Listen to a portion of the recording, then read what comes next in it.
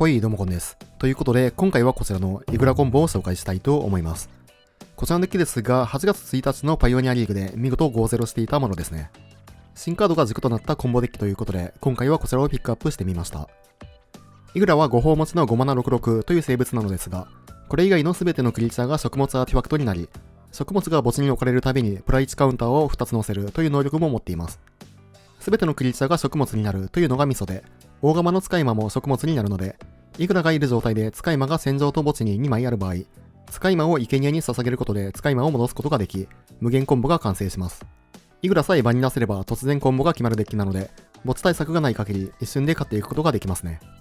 ガチョウや陰湿種、命取りの論争などもあるため、割と早いターンでコンボを決めることができ、パイオニアに新たな即死コンボデッキが誕生しました。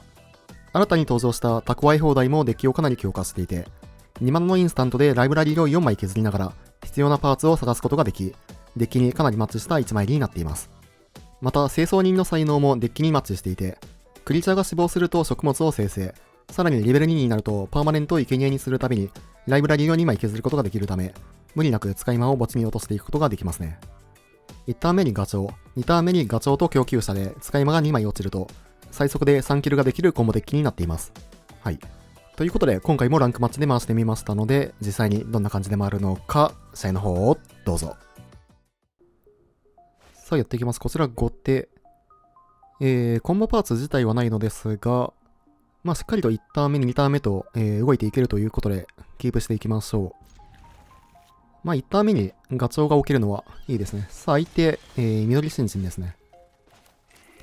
歴戦を置かれているということで、土分パターンも予想されますが、ただこちらも、コンボさえ決まれば、即ね、勝っていけるということで、さあ、ここは、一旦ね、蓄え放題を構えていきましょう。蓄え放題で、回収したパーマネントをこのターンに出すことはないので、そのままターンを渡していくと。さあ、相手はトロールから。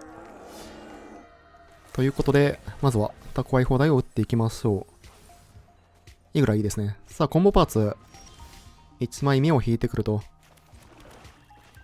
あとは、使い魔を、墓地に落としていけるかどうかですね。ただ、次のターンにはさすがに、コンボは決まらないので、2ターンはかかっていくかなという感じではありますね。緑ターン側も、そこそこね、ゲームスピードは速いということで、なんとかコンボを決めていきたいですが、さあ、トロールの4点は受けていきましょう。からのトロール。トランプル持ちのため、ジャンプブロックができないのが、トロールは強いですね。さあ、ドローは、かまどとルーツ。これは、ちょっとコンボまで時間がかかるので、このターンイグラを出してもしょうがないので、一旦、ルーツは出していきそうですね。ルーツプラス、かまども出しておくかどうか。かまどは出しそうかな。一応ガチョウで1マナも出せるということで、論争までは打っていける場面ではありますね。レベル2にするよりも、おそらく論争を構えていった方がいい気はしますね。さあ、そのまま2マナを構えてターンを渡していきましょう。イグラは次のターンには出してはいきそうですね。さあ、8点はそのまま受けていく。残り8点。ゲイン手段もあるデッキということで、ポルクラ。ポルクラは、トランプルは持っていないため、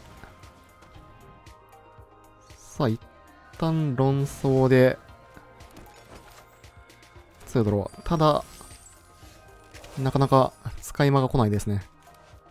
さて、こうなるとちょっと危ういが、とりあえず蓄え放題で、猫を落とす必要はありますね。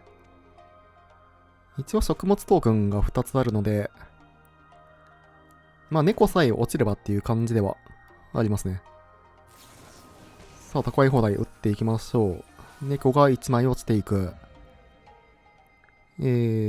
まあ、竹沼の方かな。母星樹で力戦を割ることはできるんですけど、まあ、それよりも竹沼で、2枚目の使い魔が落ちることを願った方がいいですね。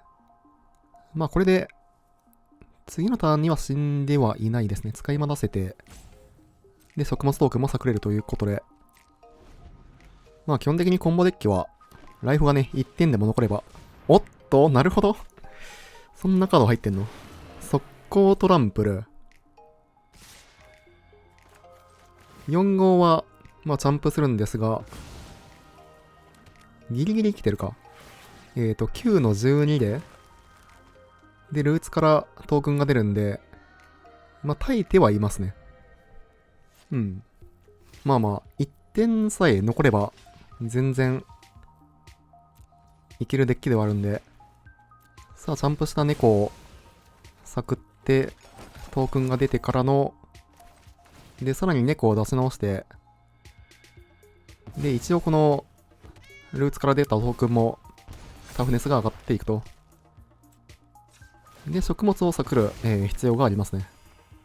うん。まあ、論争も打っていきますか。さて、猫を作って2ドロー。猫が引けず、あと1枚猫を引くか、墓地に落とせるともう勝ち確なんですが、使えるマナが4、5、6、7マナあるんで、8マナか。タイバーは出せる。さあ、これで、また、使えるマナも増えていきますね。お、猫来たので、これは勝ち確かな？うん。さあ、ここでイグラを出して、もう無限コンボが完成ですね。いや、なんとか間に合ってよかった。これでもう無限回使い魔を出し直すことによって、無限ドレイン、無限トークン、無限パンプですね。さあ、あとはこれを、あと16回繰り返すだけですね。まあこんな感じでコンボデッキは基本的に、まあライフが1点さえ残ってれば勝てるので、GG。さて、サイドボードなんですけど、正直入れたいカードはほぼないんですね。まあ相手側から、まあ墓地対策とか、毒を選べが入れられる可能性はありますが、まあ特にこっちにそこまで効くわけではないので、でまあプッシュとか、思考囲いとかも、まあ特に必要性は感じませんね。まあこのまま行きましょう。さあ、一歩目勝って2試合目。緑マナはないですが、割とこれはいい反応ですね。まあ、供給者が2枚あるということで、まあ、どこかで猫は落ちていくでしょうということで。さて、ということで、まずは供給者を出していきましょう。うん。まあ、使い魔は落ちず。まあ、あとは供給者を探りながら、イグラの5マナを目指していく感じですね。さあ、イクサランへの進行。相手緑新人ですが、まあさっきの4マナ44トランプで速攻とかもそうですけど、まああまり使われてないカードが入った構成ですね。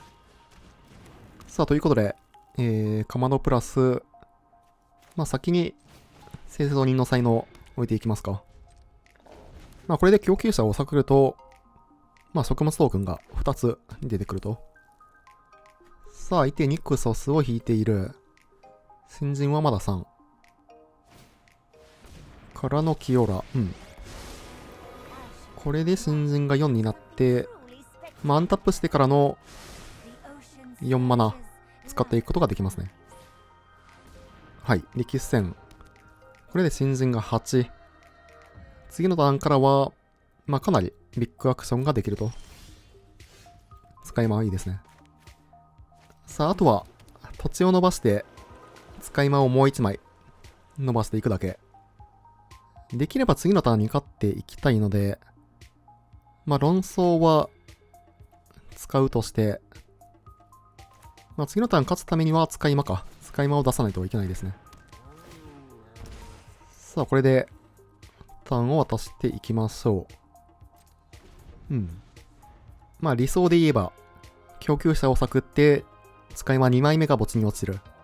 で、論争で、マナ加速をして、次のターン、アンタップインを引いて5マナでイグラをキャスト。まあここまで来ると、次のターンにコンボが決まっていきますね。さあ、相手は8マナ出してから、まあ16マナまでいきますが、はい。まあもっといきますね。茨の騎兵から、さらに新人が伸びて、まあただ全然次のターンにもうコンボ決まりそうな感じはあるので、さあさらに12マナ。おっと、ミニンカ霊柩車。これは、ただ大丈夫ですね。ミニンカ霊柩車の場合は、スタックで使い魔を戻せるんで、エンチャント池にね。まあこれはスタックで、供給者探っていきましょう。さあ、これで、まあ食物トークンが先に出るので、ただ猫は落ちず。まあエンチャントを池に捧げていくと。まあこれで次のターンコンボ決まるのなくなったんですが、まあ供給者もう1枚あるので、なんとかやっていけるのではないかなと。さあ論争で猫を探っていく。相手はミニンカ霊柩車を起動することはできますが、はい。まあ起動する意味はないですね。さて、まずは供給車ですね。供給車でデッキ3枚を削っていきましょう。使い魔が落ちず。まあただ蓄え放題がまだあるんで、蓄え放題の4枚プラス、供給車の3枚。合計7枚で、まあ2枚目の使い魔が落ちるかどうかですね。使い魔さえ落ちればもう、勝っていける状況ですね。さあ、相手、まあおそらくミニンカ霊柩車を考えているんですが、まあスタックで戻せるので、まあ起動する意味は、まあ特にはないですね。使い魔以外のカードを、追放していくなら全然ありますが、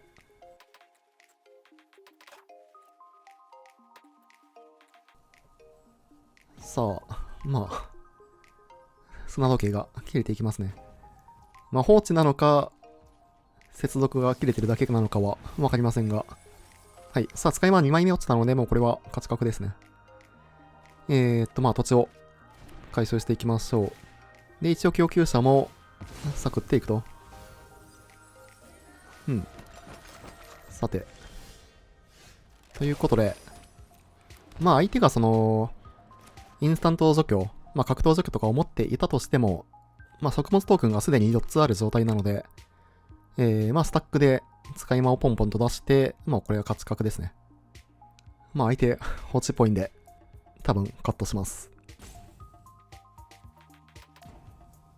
はい。ということで、JJ。さあ、ということでやっていきます。今回は、BO1 ですね。まあ、ガチョウ、かまど、蓄え放題と、コンボパーツ自体はないのですが、まあ全然、キープしていけるハンドですね。さあ、ただ相手沼からスタート。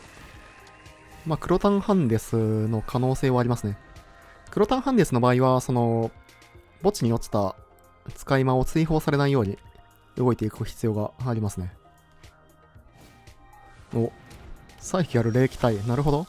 相手これ普通のクロタンですね。なんかたまにね、このクロタンも MO で勝ってたりしますよね。お、さあ、使い魔2枚目落ちていく。あとはこれは、コグラを、コグラじゃねえよ。イグラをね、探しに行くだけですね。まあ、ただ、クロタンミットもね、その、墓地追放めちゃくちゃ多いんで、はい。まあ、これはスタックで、カマノで供給者をサクって、で、出てきた食物トークンから使い魔を戻してくる必要がありますね。さて。はい。まあ、こんな感じのプレイをすることで、まあ、墓地追放を逃れることができると。まあ、ただこのターンは、ジャンプブロックとかはできないので、ただ供給車は落ちて OK ですね。さて、まあ土地を伸ばしながら、イグラを探しに行きましょう。イグラ。ただ、このターンはタイワーでいいかな。さあ、職員から、清掃人を出していくと。さてさて。まあ、黒タンは、基本的にはね、そんなに速いデッキではないので、はい、脅迫。まあ、あれか。蓄え放題は、別に相手のターンでよかったですね。さあ、タイバーが抜かれていきますが、地獄界の夢。うん。これ、あれですね。クロスエンジンですね。うっかりしてると、まあ、とんでもないダメージを食らってしまうので、まあ、さっさとコンボを決めに行きましょう。さあ、これも、まあ、スタックで、さっきの手順と同じですね。さて。で、まあ、これは、ジャンプして OK ですね。はい。さあ、2点だけ通って、残り18点と。からの、まあ、使い魔は、戻して OK ですね。さて。お、イグラ引いてくる。まあ、相手に、思考囲いとかを次のターン打たれなければ、そのまま、次のターンには勝っていけそうな流れですね。さて。ティマレット。はい。まあ、これも、起動型能力で、クリーチャーを追放することができますね。ただ、相手も残り2マナなので、さすがに、回避はできそうですが、まあ、侵入者アタック、はい。スタックで使い魔を戻すんですけど、まあ、多分そのスタックで、ティマレットを起動してくるので、起動してきたらかまど起動で勝ち角ですね。うん。スタックでさらにティマレットを起動。そのさらにスタックで使い魔を戻していくと。これでまあ食物トークン、2つ残ってる状態なので、次のターン土地を引かなくても、まあ無限コンボが決まっていくと。はい。さあ、ということで、イグラを出しまして、で、イグラさえ出せれば、もう猫自体が食物トークンになっていくので、はい。あとはこれを延々と繰り返していくだけですね。まあ、それなりに回してみたんですけど、結構ね、その、再現性は高いデッキなので、まあ、あとは、普通にコンボを決めなくても、陰湿な値でフィニッシュしていくパターンだったり、まあ、あとは普通に使い魔カマのコンボで、まあ、フィニッシュしていくっていうパターンとか、まあ、いろんな、戦い方があるデッキですね。さあ、あと17回。無限は決まってるんですが、これは投了してくれないパターンかもしれない。まあ、紙だとね、だいたいもう即投了になるとは思うんですが、デジタルだと延々とやる必要がある可能性があるので、まあ、そこがちょっと使いにくい感じではありますね。まあ、ただこのコンボに関してはもう最大でも20回繰り返すだけなんで、まあ、砂時計が出てくる、こととかもないですね。まあ、さすがにあと12回なんで多分カットします。はい。さあ、あと1回、これでようやく削り切りましたね。イグラは50、50まで育っていくと。じじ。良ければチャンネル登録と高評価の方もよろしくお願いします。高評価が動画制作の励みになります。それでは、またね。